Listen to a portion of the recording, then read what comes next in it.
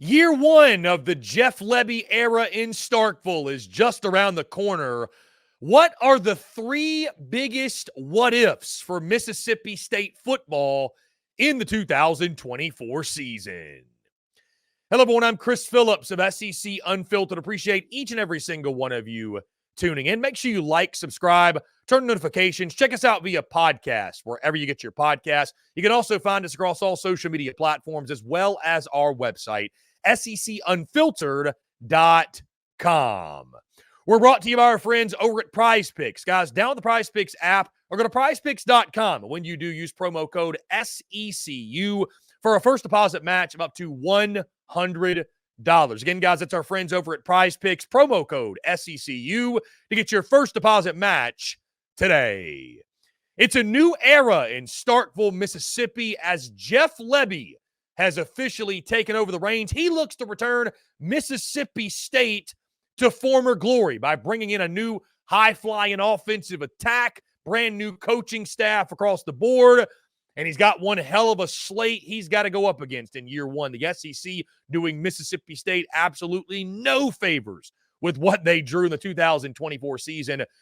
What are the three biggest what-ifs for Mississippi State football this season? The hypotheticals that are going to sway this season one way or another, guys. And we will start with number one, guys. My first biggest what-if for the Bulldogs this season, starting with the offensive side. That's going to be the bread and butter, right, guys, of Jeff Lebby, his program. That's going to be the signature of the program. And, guys, we talked about it when Jeff Lebby was hired.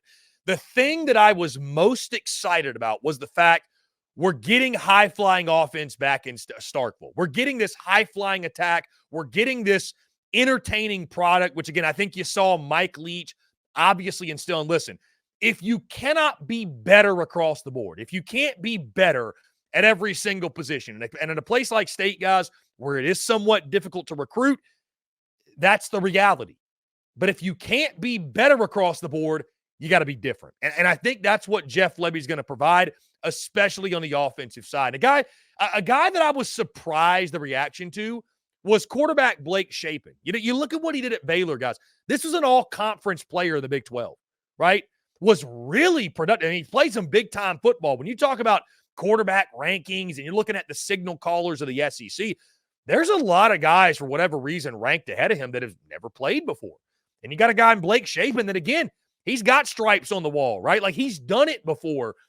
My first biggest what-if, guys, for State this year, what if the Blake Shapen to Kelly Akari connection is as good as some of us think it can be? Because, guys, I think it can be one of the best connections in the SEC, right? Kelly Akari, a kid coming in via the transfer portal, he's done it before at a big-time level, the UTEP transfer. I mean, he has been incredible. And I know it's a spring game. I get it. Don't overreact to spring game.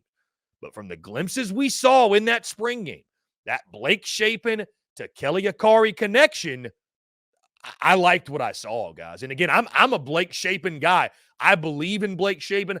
I don't understand why Blake Shapen isn't getting more love, why he didn't get more love when he signed on and committed. I think this is a dude that can be the perfect fit in the Jeff Lebby offense. And again, guys, they're going to have to score a lot of points. I think they're going to score. They're going to have to score. More on that in just a second. But that Blake Shapen, Kelly Akari connection, nobody's talking about this as one of the most dynamic duos in the SEC. What if they're as good as we think they can be? Blake Shapen, he's a perfect fit in the system. He comes onto the scene, and Kelly Akari turns into one of the best wide receivers in the SEC that you're probably not paying attention to. So what if that Shapen to Akari connection is as lethal as maybe some of us think it can be? Guys, my second biggest what if for Mississippi State this season, like I mentioned, the offense is going to have to be lethal because I'm not sure the defense is going to stop anyone. Coleman Hutzler, guy, he's bounced all around the SEC. And listen, if you're on Nick Saban's staff, you know football, right? You know what you're talking about. Guy has coached linebackers at Alabama under Nick Saban. He's coached special teams at other places. He's coached at Texas under Steve Sarkisian. He's coached at South Carolina. I mean, this guy has bounced all around the SEC. Bit of a journeyman. And this is the guy that Jeff Lebby picked as his defensive coordinator. To say I am somewhat worried about this is an understatement. So, guys, my second biggest what if Coleman Hutzler is in over his head? And I say this as respectfully as I possibly can. But, guys, show me the list of first-time defensive coordinators that got their first job as a DC in the SEC where it worked. I'll wait, because that list ain't very long at all. And those who got their opportunity, it typically didn't go very well. There's a reason why you see these old heads, these veterans in the game, right?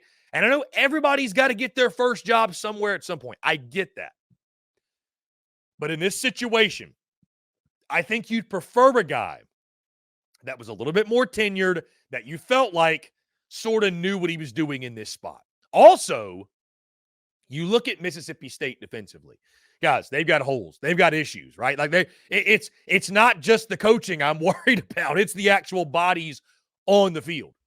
There were very few hit harder in the transfer portal than Mississippi State over the course of this offseason. And that was expected, obviously, with the coaching changes. You lost guys like Nathaniel Watson and Jet Johnson and some of your key defensive pieces. And it's a whole new look group. But what if Coleman Hutzler, what if this turns out to be greater a challenge than maybe he even expected, and too great a challenge for him to handle? Because, again, I think even with a tenured DC, even with a guy who had been in the league a while, even with a guy I trusted, this would be a really tall task to get the most out of Mississippi State's defense. And, again, that's going to be the question, guys, because I think State, they're going to be able to score. Can they stop anyone? That's the question. And with a brand new DC, it doesn't instill a lot of faith and a lot of confidence in me that that will happen. And guys, my third and final biggest what if for the Mississippi State Bulldogs this season. You know, what's so interesting, the expectations, guys, as you can imagine, are extremely low. Mississippi State picked to finish 15th in the SEC by the media. I think the over-under win total in Vegas is something like 4.5. You're seeing a lot of 4 and 8s and 5 and 7s. Heck, I've seen some 3 and 9s projected for Mississippi State football this year. But guys, if you look at the schedule, there was an opportunity for Mississippi State to really build some early momentum, right? That game at Arizona State in week 2, that's a big one. I know State isn't a great football team, but still, going on the road to the West Coast, western part of the country, winning that game, be a nice tone setter in year 1. Then comes the SEC opener in week 4. The Florida Gators, Billy Napier, coming to town. Cowbells are going to be ringing. Davis Wade's going to be rocking. Guys, we're sitting here talking about, can State get to 4 wins? Can they get to 5? What if Mississippi State starts 4-0? Have any of us thought about that possibility? What if? And listen, I'm not saying that Mississippi State, if they started 4-0, they're going to be on the path to go 8-4 and a dark horse for the college football playoff. But they would obviously be much better than anyone projected. They would obviously be much better than anyone predicted. They would be exceeding expectations right off the rip, right? So, it's interesting if one game goes this way, one game goes that way, all of a sudden, instead of people saying, man, you're going to be 4 and 8, you start 4-0. I guarantee you State wouldn't lose 8 straight to go 4 and 8, right? So what if Mississippi State under Jeff Lebby, what if the offense is clicking?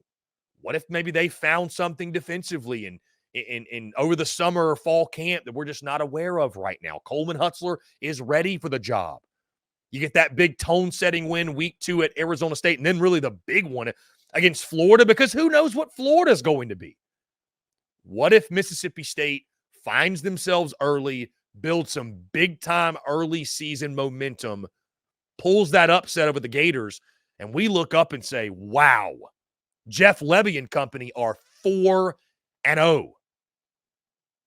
are a team to be taken seriously throughout the 2024 season. So, guys, my 3 biggest what-ifs for Mississippi State football in year 1 of the Jeff Lebby era. Number 1, what if the Blake Shapen to Kelly Akari connection is as good as some of us think it can be? Number 2, what if Coleman Hutzler is in over his head? And number 3, what if the Dogs start 4-0?